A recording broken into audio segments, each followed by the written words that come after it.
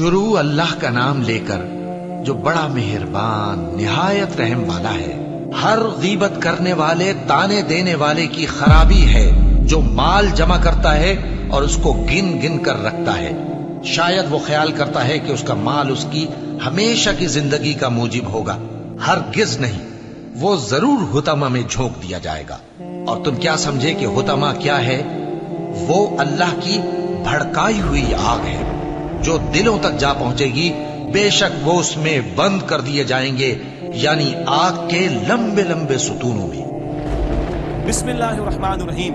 Well لکل ہمزۃ لمزہ، تباہی ہے، ہلاکت ہے ہر تانا دینے والے کے لیے، عیب جوئی کرنے والے کے لیے۔ ہمزہ لمزہ، سامنے برائی کرنا اور پیچھے برائی کرنا۔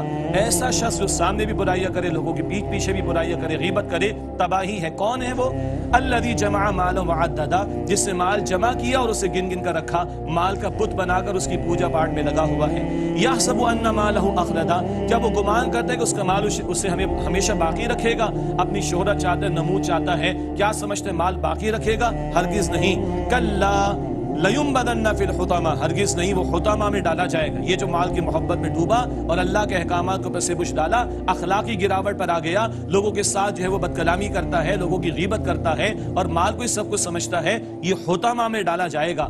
وَمَا أَدْرَاكَ مَا الْحُطَمَةُ، اور تم کیا سمجھے حطمہ کیا ہے؟ نار اللہ الموقدہ، اللہ کی بھڑکائی ہوئی آگ ہے، التي تطلع على الافئدہ، جو دلوں تک جا پہنچے گی۔ اس دل میں مال کی محبت تھی، اس دل میں تکبر تھا، لوگوں کو حقیر سمجھ کر ان کا مذاق اڑایا، استغفر اللہ، یہ دل تک جو ہے وہ آگ پہنچ جائے گی۔ انہا علیہم مؤصدہ، وہ آگ ان پر بند کر دی جائے گی، فی عمد ممددہ، لمبے لمبے ستونوں میں آگ کے ستون پھینکے جائیں گے۔ یہ بھی کہا گیا آگ کے ستونوں پر باندھ کر ان کو عذاب دیا جائے گا۔ اللہ جہنم کے عذاب سے میری آپ کی ہم سب کی حفاظت فرمائے۔